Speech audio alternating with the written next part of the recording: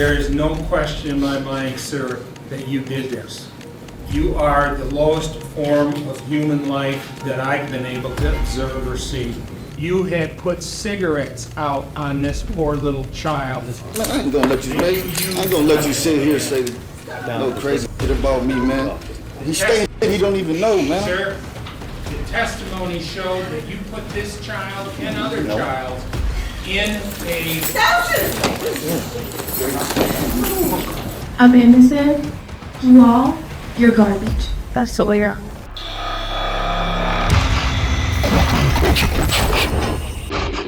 This is Chris Watts. I just want them to come back, and if they're not safe right now, that's what's tearing me apart. Who was accused of multiple murders in Frederick, Colorado.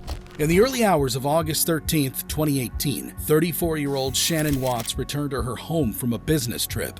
Later that day, a friend reported Shannon missing, who at that time was 15 weeks pregnant with her son, Nico. She's pregnant, and I haven't been able to get a hold of her this morning, and I've gone to her house, and her car's there, and stuff like that, but she won't answer the door, she won't answer phone calls, she won't answer text messages, and I'm just really, really concerned, and she had a doctor's appointment this morning, and she didn't go to it, and I don't know what to do. I called him and talked to him, and he said that she went on a play date with her other two daughters, but, like, if she went on a play date, they're both in car seats. Why would she not take her car? Shortly afterward, the police arrived. Nicole? Yes. Okay. What's going on? So, my friend, we were out of town for a business trip this weekend. All right. And I dropped her off at 2 o'clock this morning. She's 15 weeks pregnant. She wasn't feeling well, and she had a doctor's appointment this morning at 9, and I told her to let me know if she needed me to take her. She's got 2 little girls. I've called, I've texted. Her car's in the garage. Her shoes she wears every single day are by the front door. They found Shannon's car in the garage.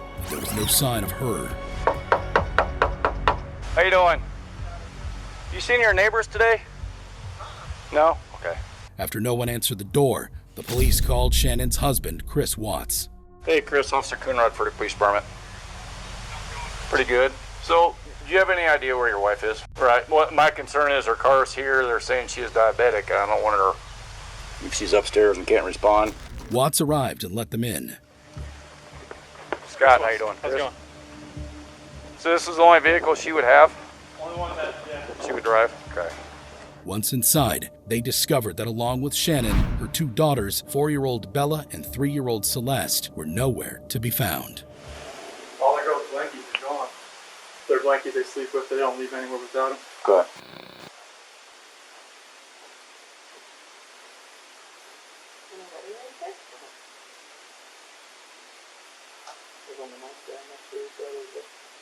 For someone whose family just went missing, Watts appeared pretty unbothered. What time do you leave the day? What time I leave there? Come No, here. Usually between 5:30 and 6. Not. Was Shannon here then? Yes. Yeah, she's still in bed. Does she usually watch the kids, or you have daycare watch them? Or? She usually watches the kids if they're not in school. Okay. You guys having any kind of issues, marital issues, or? We're going through separation. You are? Did you guys file it yet or anything, or just talking about it? No, we're gonna sell the house and do a separation. And how's that going? It's going Civil for the most civil, part, or? yeah. One of the neighbors who joined the search became suspicious of Watts. No.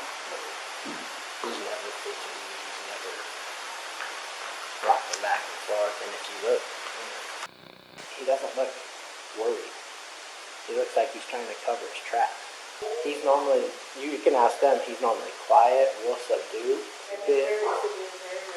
He's very, he never talks. So the fact that he's over here blabbing his mouth makes me kind of suspicious. To be completely honest with you, my wife and I were kind of wondering when she was on vacation if something happened, because I've heard them full out screaming at each other at the top of their lungs, and he gets crazy. Does he? And that's pretty recently? Yeah. Watts was brought in for questioning. The day she goes missing is the day that you guys have marital discord. Okay? So you can understand what I'm thinking about you. Yeah. What do you think about that? Makes me sick to my stomach, honestly. Like, I know, like, I've talked to a few of my friends, is like, this does not look good on you. I'm like, I know. It's like people that, if people knew that we were having marital issues, they're gonna look at me, especially with the way everything looks. And it honestly just makes me sick to my stomach because this is something that I would never do. Ever. Watts maintained his innocence and even agreed to take a polygraph test. Regarding Shanann's disappearance, do you intend to answer all of the questions truthfully? Yes. Is your first name Christopher? Yes. Before 2018, did you ever lose your temper with someone you cared about? No. Did you physically cause Shanann's disappearance? No. Unfortunately for him, Watts failed the test. So, it is completely clear that you were not honest during the testing, and I think you already know that. You did not pass the polygraph test, right? Okay. So now we need to talk about what actually happened. I feel like you're probably ready to do that. I didn't lie to you on that polygraph, I promise. Chris, I'm Chris, stop. It's time. Just stop for a minute. Take a deep breath. Knowing his lies wouldn't hold up anymore, Watts caved in. No, that's just rage.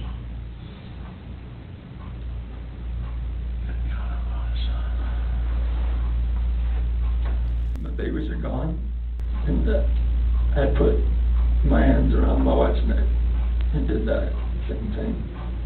Did Shanann fight back at all when you did that? The rage that I had after seeing that, not much. Watts was arrested and charged with first-degree murder, unlawful termination of a pregnancy, and tampering with a deceased human body. Police found the bodies in an oil field where Watts worked. Shanann was buried in a shallow grave, while the two kids were dumped in oil tanks. The evil father later pleaded guilty to all charges. Shannon's family spared him the death penalty. During sentencing, Shannon's father took the stand. But God only knows what happened that night. Life will never be the same without Shannon, Bella, and Celeste and Nico. Had all their lives to live. They were taken by a heartless one. This is the heartless one, the evil monster, who dare you take the lives of my daughters Shannon, Bella, Celeste, and Nico. I trusted you to take care of them, not kill them. And they also trusted you. And then you take them out like trash. You disgust me. They were loving and caring people. You may have taken their bodies from me, but you will never take the love they had for me. Then it was her brother. In the blink of an eye, you took away my whole world, the people that mattered to me the most. Everything in my life I loved, your children. They trusted you. They loved you. They looked up to you because you promised to keep them safe. Instead, you turned on your family. My blood is boiling as I write these last words because they are the last you will ever hear from me. I can't even think of the right words to describe the betrayal and the hate I feel. And to be honest, you aren't even worth the time and effort it takes to put my pen to this paper. And finally, Shannon's mother addressed her daughter's killer. Your daughter Bella Marie sang a song proudly. And I don't know if you got to see it, but it was Daddy, You're My Hero. I have no idea who gave you the right to take their lives, but I know God and his mighty angels were there at that moment to bring them home to paradise. Then the judge had a few words for the guy who killed his entire family. The evidence in this case are a senseless crime and the viciousness of the crime. And equally aggravating in this court's determination is the despicable act of disposing of the bodies in the manner in which they were done in this case. I've been a judicial officer now for starting my 17th year, and I could objectively say that this is perhaps the most inhumane and vicious crime that I have handled out of the thousands of cases that I have seen. Ultimately, Watts was sentenced to 5 life terms in prison without the possibility of parole. While Chris Watts will spend the rest of his life in prison for the horrific murders, what happens when a couple starves their daughter to death, like in the case of Seth Welch and Tatiana Fusari? Used to be common for kids not to make it. selection, and it's a hard part of real life on Earth. Who were on trial for the death of their infant in Michigan. In 2018, the couple called 911 after their 10-month-old daughter, Mary, became unresponsive. She's cold, she's not breathing. I attempted CPR earlier and she was unresponsive. But what was cold was Welch's description of his infant. Do you believe she was beyond help already? Oh, yeah, she was dead at the door now. When police arrived, they found baby Mary dead, lying on a urine-soaked, moldy mattress. Seeing the casual response towards their daughter's death, police brought them in for questioning. I'm sorry for your loss. I know that obviously the last thing you want to be doing is this. Tatiana, I'm going to be quite honest with you right now, okay? One parent to another, right? And I'm going to try and control my emotions, all right? I've been to a child death investigator school, and I've seen photos and images of children that have been malnourished.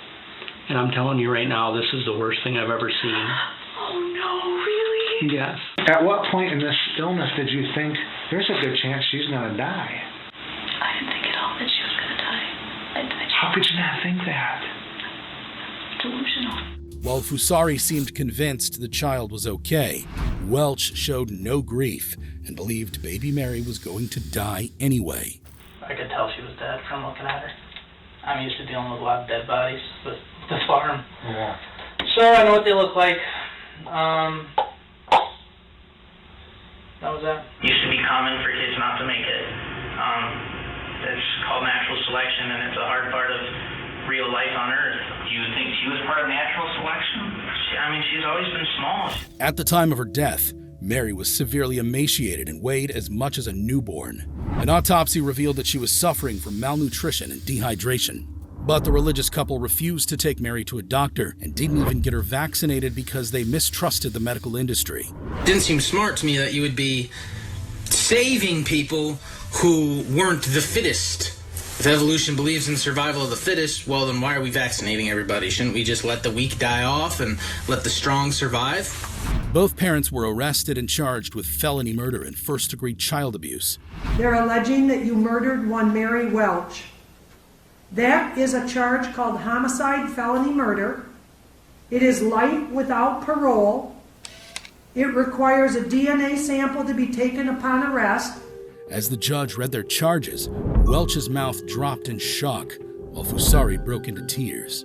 The second offense that you're both charged with is called child abuse in the first degree, where they're alleging you knowingly or intentionally caused serious physical harm to a child. They're talking about this Mary Welch.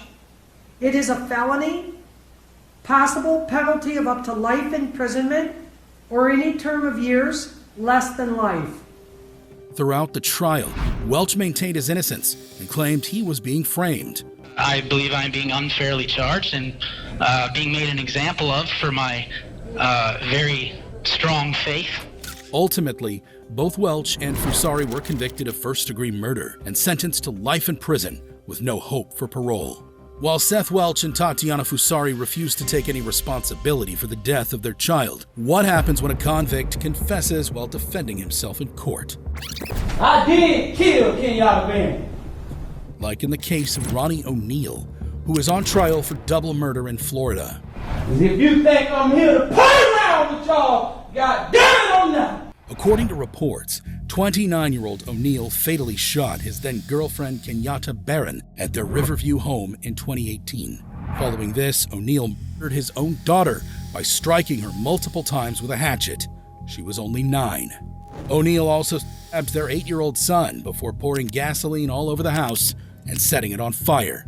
O'Neill was arrested as he fled from the burning house. The son was able to escape but suffered critical stab wounds and burns. The first 911 call that night came from Barron, who was heard screaming before suddenly hanging up.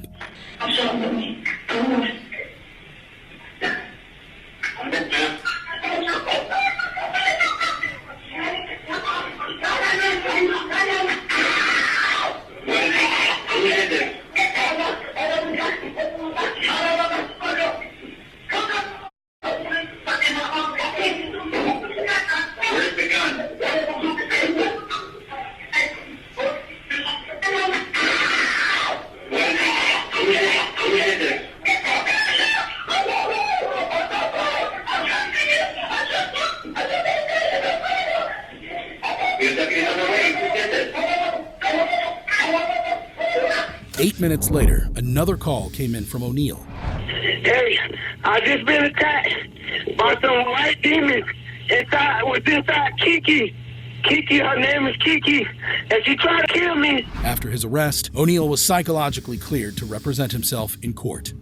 Why didn't you play the regular recording that people can understand what the call was saying? At his trial, O'Neal cross-examined his now 11-year-old son, whom he had stabbed, to which the son explained everything that happened. I just saw my dad holding a shotgun and my mom, and mom screaming at him.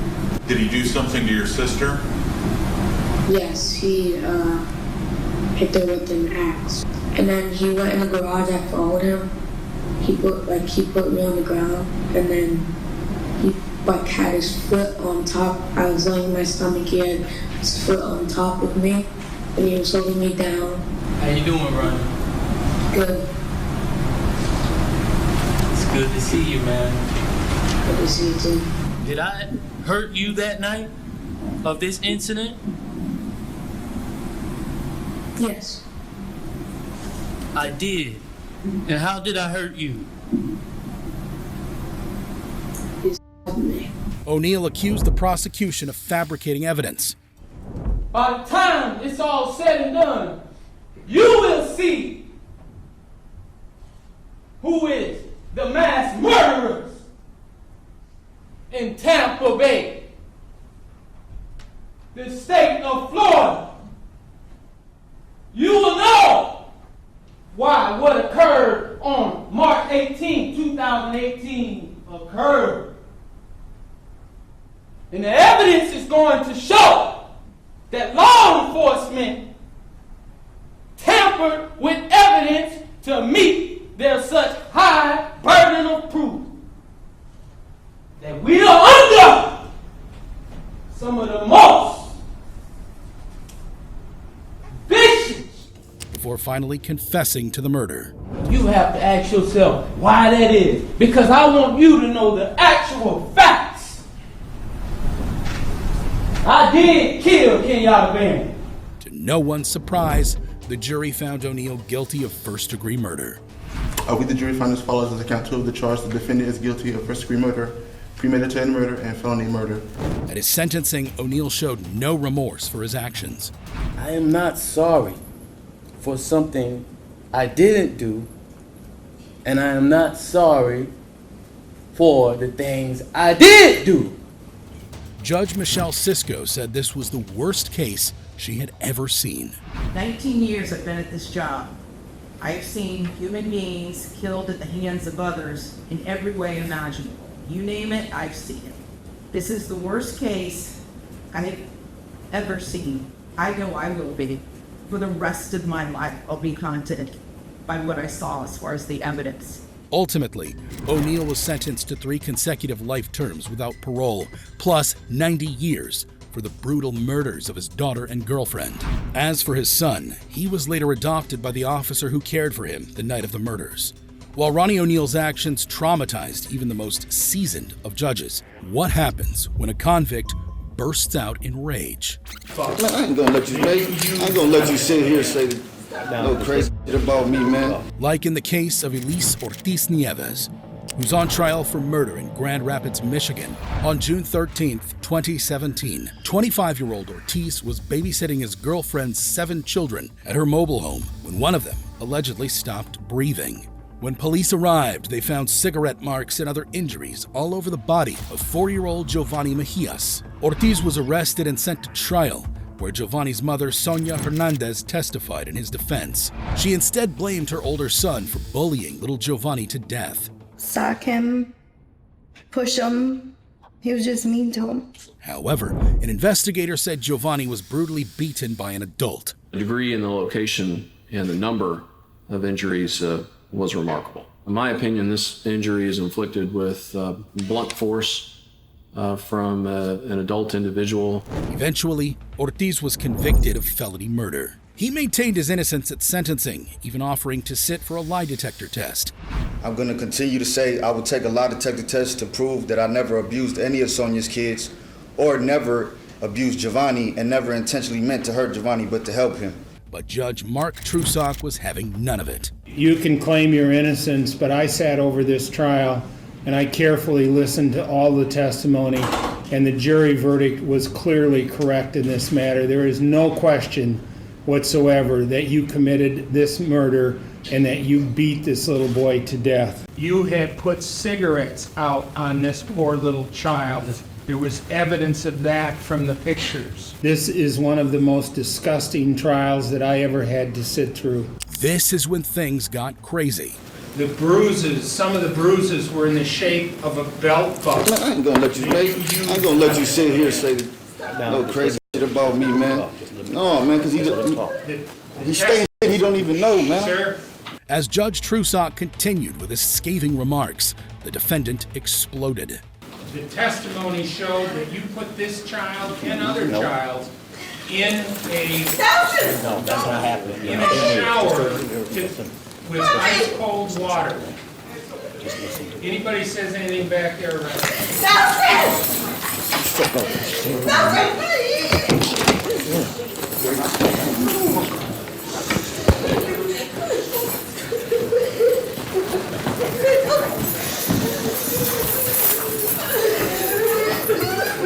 After the dust settled, Ortiz was brought back to finish the sentencing.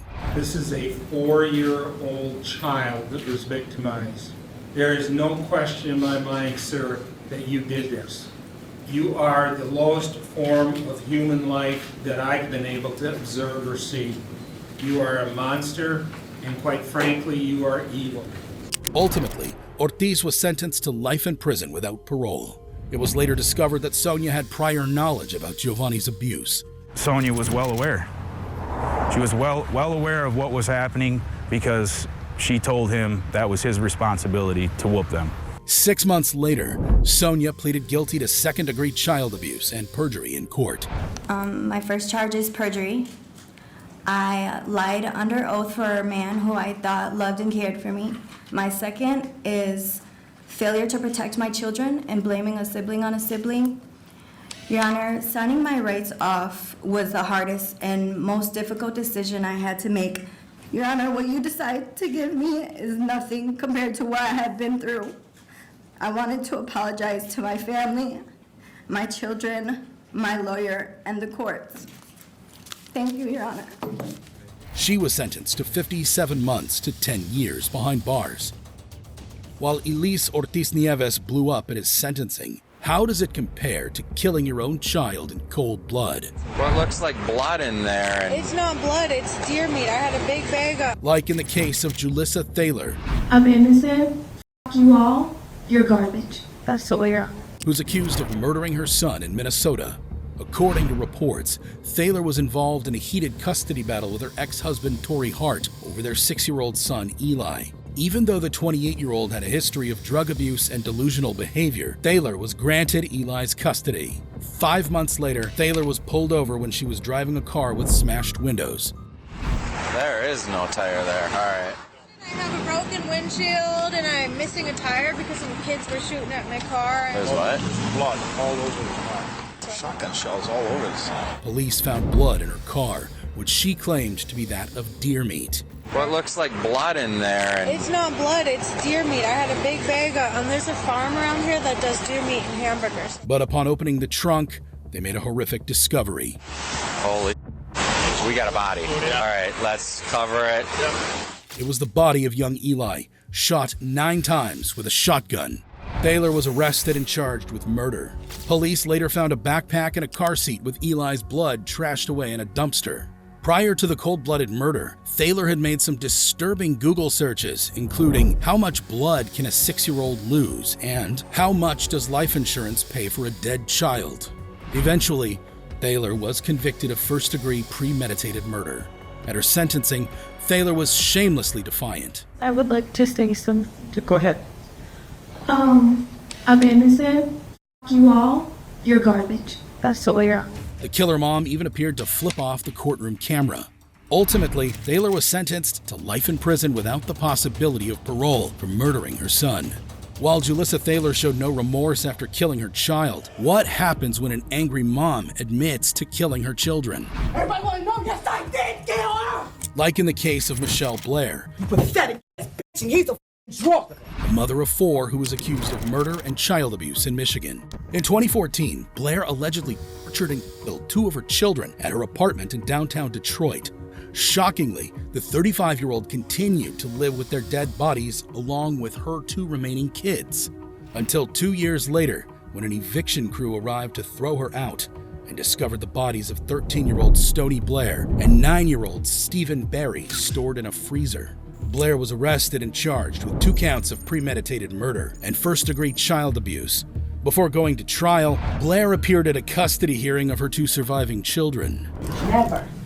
You understand what I'm saying? I don't understand the whole crew here now, but y'all was never there for them. How many birthdays did you miss? You like a damn fool y'all putting on that show. Step out here for me. You gotta step my kids. You pathetic ass bitch, and he's a drunk. During the hearings, Blair repeatedly exploded at the 2 fathers of her kids. The allegations against my client, Mr. Barry, are failure to protect and abandonment. And never be in there. Oh, it's kids. Mother, She was stop. always on site, Mother, mother, listen to me. I had to beg you to come sit down. You be for real? Mother, listen to No me. matter how much you lie or how your lawyers lie, Mother. you know the truth. And it will be proved. Matthew and Gabby will clearly say it. A judge tried to defuse the situation, but an enraged Blair was having none of it. Listen to me.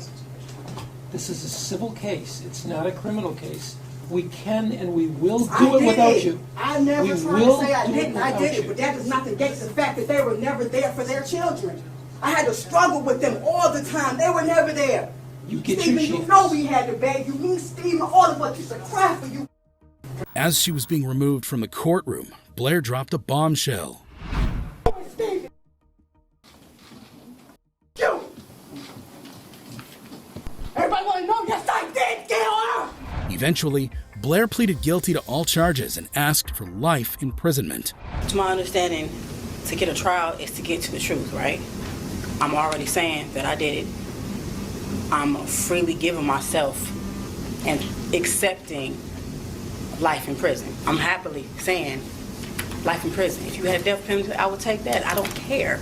She believed her teenage daughter and 9-year-old son were sexually abusing her youngest child, Matthew. What did you do to Stony Blair that makes you guilty of premeditated murder? She my son. I intentionally killed her. The killer mom then went into gruesome details of how she tortured and ultimately killed Stony and Stephen. I assaulted her every time he told me what she did to him. By assault, I mean I punched her. I have put a bag over her head till she lost consciousness. I threw hot water on her, scalding hot water from the faucet. Did you hit her in the head with a wooden Yes, stick? I hit her on her head multiple times, over and over. I hit her on her back. It's like on her tailbone. I kicked her. All right, tell me what happened to Stephen. Basically the same thing. I put a bag over his head. He lost consciousness. I did that a couple times. So I grabbed Stephen, I grabbed a belt, and I put a belt around his neck, and I lifted him up. Like, do you like how this feels, being choked with a belt? So I dropped him. I held him up until he lost consciousness as well. Did you also punch him? Yes, I did. Multiple also kick times. him? Yes, I did. You talked about choking him. Did you also burn him? Yes, I did. Okay, how did you do that? Hot water, scalding hot water. I threw hot water in his area multiple times. Multiple times. Before declaring her fate, Judge Dana Hathaway had some words for the defendant. As a mother, one of your primary responsibilities was to protect your kids. And in that respect, you failed in the worst possible way. You're therefore sentenced to the Michigan Department of Corrections for the rest of your life without the possibility of parole, meaning, of course, that you will never get out. Ultimately, Blair was sentenced to life in prison with no chance of parole for murdering her 2 children. While Michelle Blair showed no remorse in the courtroom, what happens when the judge lets you choose your own sentence? So you tell me what sentence the man or woman that you claim did this should receive. If you ever find out who did them, they deserve to be under the jail. Okay, so they ought to get the maximum sentence. Most definitely. Like in the case of Christopher McNabb. That's my child, man. I want my kid, man. Who is on trial for the murder of his daughter in Georgia. Back in October 2017, Courtney Bell made a 911 call after her 15-day-old daughter Kalia went missing. She's not in her sleeper? She's not in her sleeper. She's not here. I've looked everywhere. I've looked under clothes and everything. Do you think somebody took her, ma'am? My child said, my 2-year-old said she's gone. When police arrived, they discovered baby Kalia was taken from her crib and nowhere to be found. Last time I woke up with her was around 5. Her taxi's on the floor. Her and her blanket's gone. I looked everywhere. My 2-year-old came in and said she's gone. A massive search involving volunteers and police was launched to find Kalia. The next day, her lifeless body was found in a nearby woods, stuffed in a black drawstring bag. I look, Bubba. I look. We were right there, guys. Hey, y'all wouldn't have found her. We were not out there. Police said upon hearing about the discovery of Kalia's body, Christopher McNabb, the father of the child, fled. Christopher had learned that the body had been found, jumped out of a car he was in. That would be abnormal behavior for most people. McNabb became the prime suspect, and police arrested him from a nearby car wash. Bell was also arrested for her role in baby Kalia's death. She told police of being suspicious of McNabb's involvement in their child's murder. I looked at him and I asked him, as a mama, I just have to ask you this. Did you do this? Did something happen to her and you're trying to cover this up? Did you do it? And we promised each other. I had some kind of, but when I said they found her, he started acting crazy. I'm like, he was going to jail and then I think he did this. I'm like, how do you, she's not still alive? And he told her. Did you ask him to do that? No. I was scared of him. However, McNabb maintained his innocence. Whatever happened to her, wherever she's at, wherever she was, I didn't have anything to do with it. Nothing else. All I know is that I'm trying to kill my little girl now. At trial, a pathologist testified that baby Kalia was murdered and beaten to death. The cause of death was blunt impact injuries of the head. Okay, what was the manner of death? The manner of death was certified as homicide. 4 days before Kalia's death, authorities had received a 911 call from Bell's dad. Right now, you have the baby right now? I have the 2-week-old baby sitting on my kitchen table. The way I feel about it, they abandoned them youngins yesterday. Bell's cousin also told the court both his sister and McNabb were high on drugs the night before Kalia disappeared. What did you do once Courtney Christmas trailer? What did you do once you got down there? Oh, we all smoked a bowl. We smoked. Eventually, McNabb was convicted of malice murder and concealing a death, while Bell was found guilty of second-degree murder. The killer father pleaded his innocence one last time before being sentenced. I'm innocent. I didn't do it. Okay. I've maintained that the whole time because there was no evidence whatsoever that proved anything about me putting my hands on my kids. I've never done it. I never would. In a hilarious turn of events, the judge decided to play a trick on the defendant. Yeah, I'll ask you one simple question. You claim you're innocent, so you tell me what sentence the man or woman that you claim did this should receive. If you ever find out who did them, they deserve to be under the jail. Okay. So they ought to get the maximum sentence. Most definitely. Okay. On the crime of malice murder, I sentence you to life in confinement without parole. On concealing the death of another, I sentence you to 10 years in confinement, consecutive or after. Ultimately, McNabb chose his own sentence. If you ever find out who did them, they deserve to be under the jail. Okay. So they ought to get the maximum sentence. Most definitely. Which was life in prison with no possibility of parole. As for Bell, her conviction was later overturned. While Christopher McNabb chose his own sentence, what happens when a judge throws out the recommended sentence? This is one of the worst things I've ever seen in my life.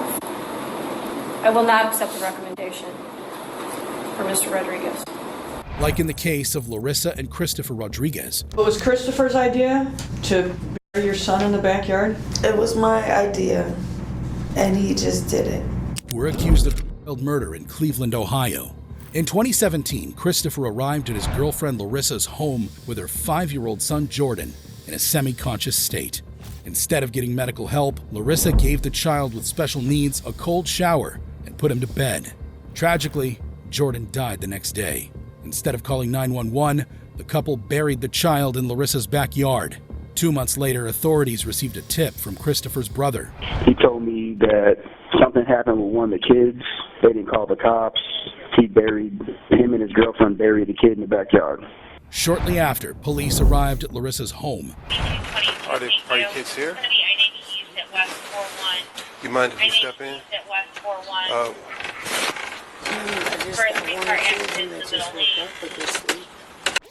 Well, we got a call want us to check on the well-being of the 5-year-old, 4 to 5-year-old kid. How many kids are good? Okay, what can we see? Do you have a child with special needs? Oh, Jordan? Yes, I do. How old is Jordan? Jordan, he is just turned 5. Where's Jordan at? He's with his dad. He's going to be visiting for the holiday. He's not here with us right now.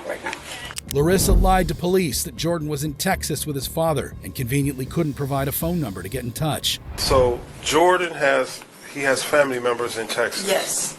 All right. Yes. Do you know any numbers or how to get in touch with anybody who actually lives in Texas? I mean, right now, his phone just got disconnected. What's his address? I'm waiting for him to call me. What's his address? I don't you know just his didn't send name. the kid to who knows who, right? I mean, no. I mean, I don't know the address personally because me and his dad don't really associate like that. But you let him go with him, right? Right. He just had his phone disconnected. He's going to be calling me with the phone number. However, when police searched the backyard, they found Jordan's body. When brought in for questioning, the evil mom confessed. It was Christopher's idea to bury your son in the backyard? It was my idea, and he just did it. She also said Christopher often abused Jordan. Did he actually physically abuse him? Did you see him? A few times that I've seen, yes. Larissa and Christopher were arrested and charged with Jordan's murder. The couple entered a plea deal where the murder charges were dropped in exchange for involuntary manslaughter and child abuse. At their sentencing, Larissa learned her fate first. The court imposed a sentence as follows. Counts 1, 2, and 3 to be served consecutive to each other and concurrent to the sentence imposed in count 5 for a total sentence of 25 years. Before sentencing Christopher, Judge Nancy Margaret Russo became emotional. And I look at these photographs, and it's very hard. And Mr. Rodriguez, this is a horror.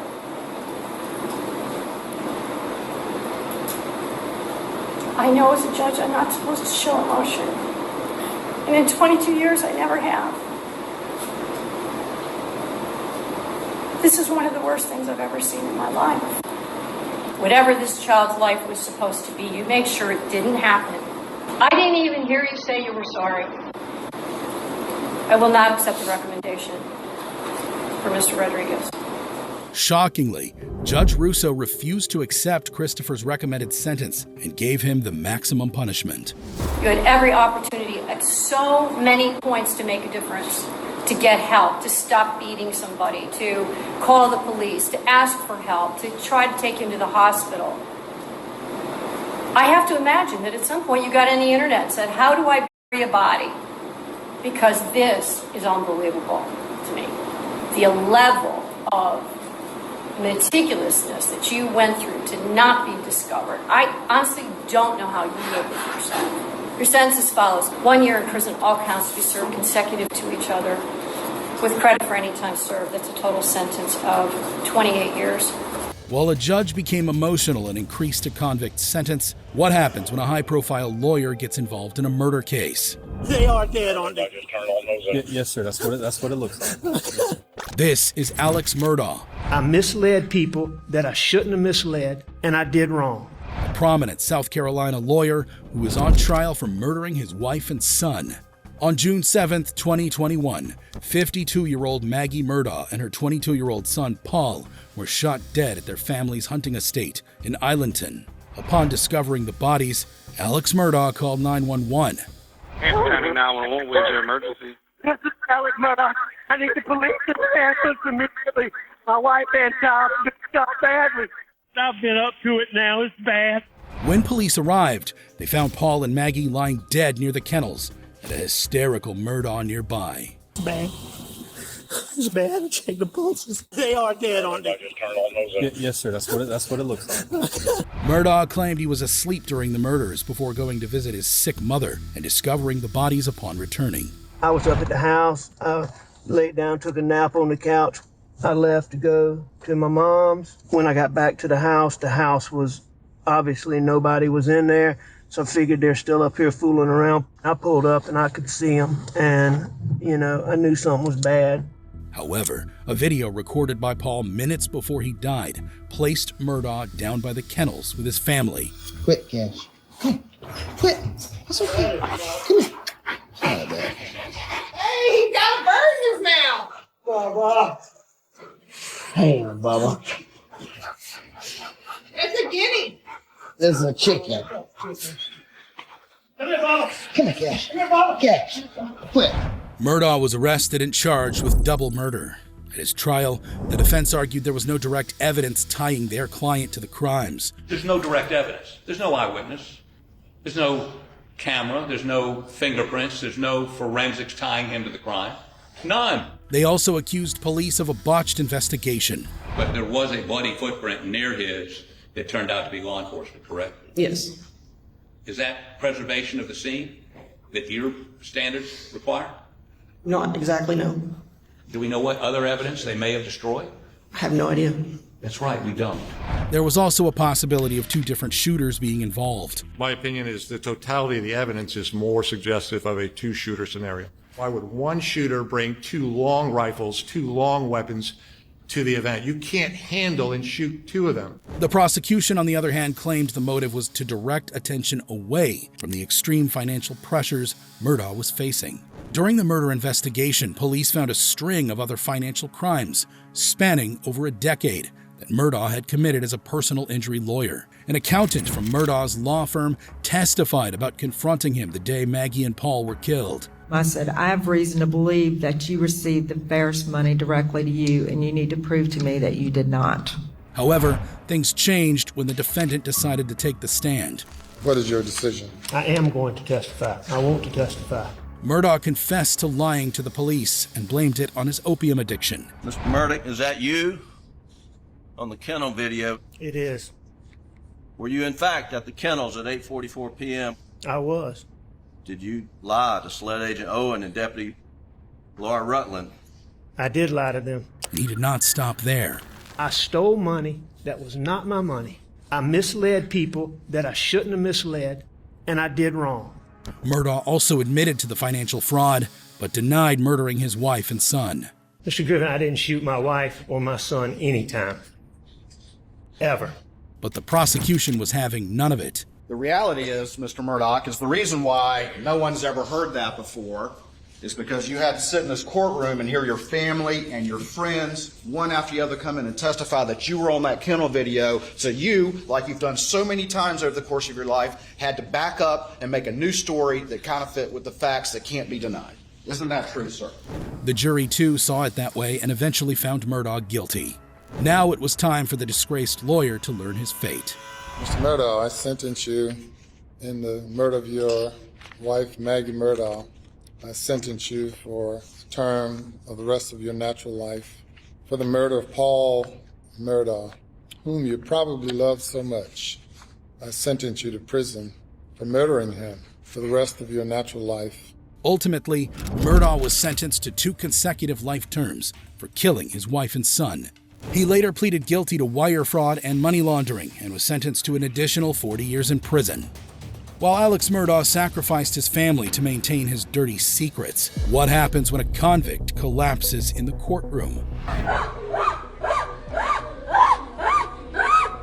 Like in the case of Erica Mae Butts and Shanita Latrice Cunningham, who were accused of killing a child in South Carolina. The two reportedly tortured and beat 3-year-old Serenity Richardson to death while Butts was babysitting the child. Butts, who was Serenity's godmother, later confessed to repeatedly whipping the child with a belt. Not only that, when Serenity became unconscious, they tried to revive her by putting bleach under her nose and putting her in an ice bath. Serenity suffered from more than 250 injuries to her body, including a lacerated liver, broken ribs, and a fractured skull. Such was the horrific nature of the abuse that prosecutors said the only uninjured part of Serenity's body were the soles of her feet. Both Cunningham and Butts were convicted of child abuse murder. At their sentencing, Judge Deidre Richardson said nothing had ever affected her as strongly as the photos of the little girl's body. The severity of the blow to that child's leg, and to say that you did not recognize what had been done, to ignore what must have been the excruciating sounds that came from that child on a daily basis, is more than disconcerting to this board. She then sentenced the two killers to life in prison without parole. And as such, the court finds it appropriate that each be sentenced to the State Department of Corrections for a period of life. This is when things got crazy.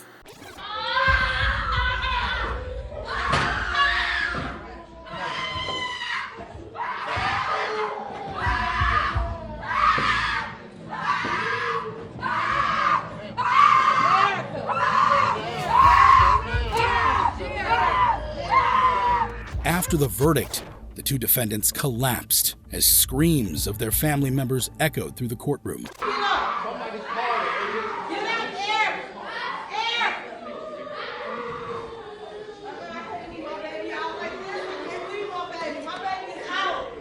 Both women started hyperventilating and had to be restrained and wheeled out of court.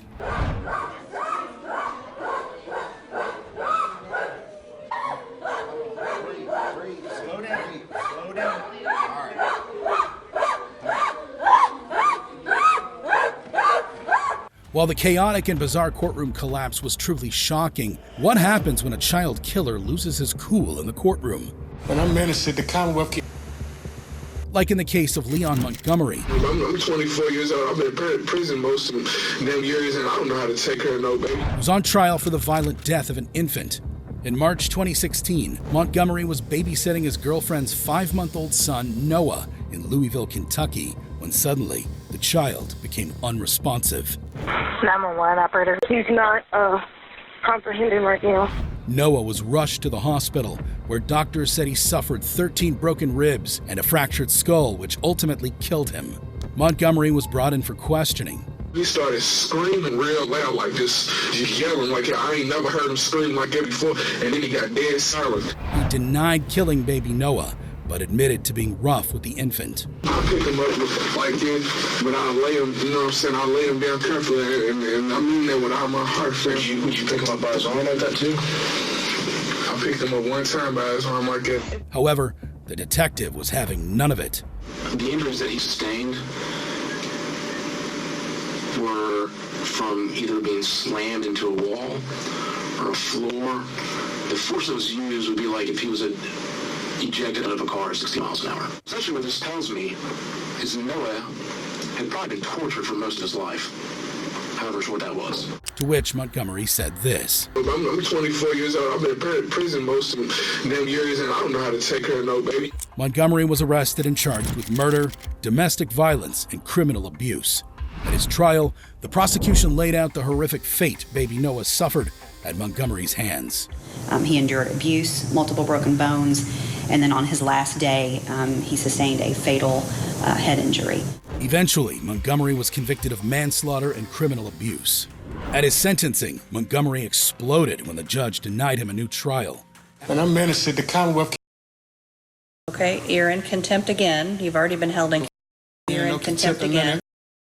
What y'all doing here is wrong to people. And that'll be 6 months to serve when you finish serving. In this 6 case. months, I got 30 years. Everybody here. Control yourself. I'm going to remove you from the courtroom. After the outburst, Montgomery's lawyer tried to get the contempt charge dismissed. I understand Mr. Montgomery is upset, and I would like to apologize for him. But the judge denied that too, saying this wasn't the first time the defendant acted out in court. He, again, has shown zero respect for the law, no remorse for killing a child in this case, and there is absolutely no reason for the court to continue to tolerate the outburst. Eventually, Leon Montgomery was sentenced to 30 years in prison for the murder, plus an additional 6 months for showing contempt. But what happens when a victim's father attacks the defendant? This is 39-year-old Michael Madison, who was on trial for multiple murders in Ohio. According to reports, Madison kidnapped and killed 3 women in 2013 before dumping their bodies in plastic bags near his home in East Cleveland. Police also found decomposed human remains at his apartment. There was evidence of decomposition fluid in several parts of the apartment building.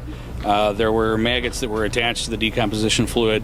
Madison was arrested and charged with 3 counts of aggravated murder. If convicted, he could be facing the death penalty. At his trial, the defense claimed the murders were spontaneous and in the heat of the moment. What we have, ladies and gentlemen, is an equal plausible explanation that each one of these individuals was killed with a sudden eruption of violence. He made no effort to bury these bodies and really conceal them, despite the fact that they're in fairly obvious areas, the fact that they were malodorous, the fact that people were complaining about the smell. However, the prosecution argued that Madison's actions were calculative and premeditated.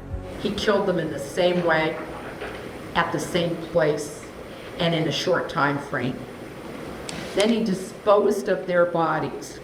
To avoid detection from his crimes, he tied 2 of the victims up with duct tape, placing their legs on each side of their head, and bending the body in half. Eventually, Madison was found guilty of all charges as the victims' family members cried tears of joy. During sentencing, Van Terry, a victim's father, addressed his daughter's killer. My name is Van Terry. Father Shirley Terry. Right now, I guess we're supposed to, in our hearts, forgive this crime. Who's touched our families, taken my child. He looked straight at Madison as the defendant grinned at him off camera. This is when Terry exploded.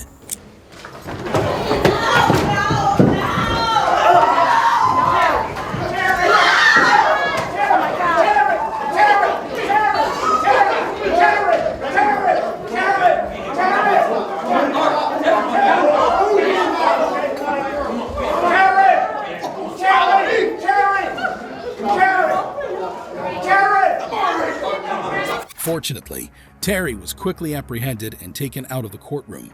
He did not face any additional charges. A short while later, Judge Nancy McDonnell addressed the court.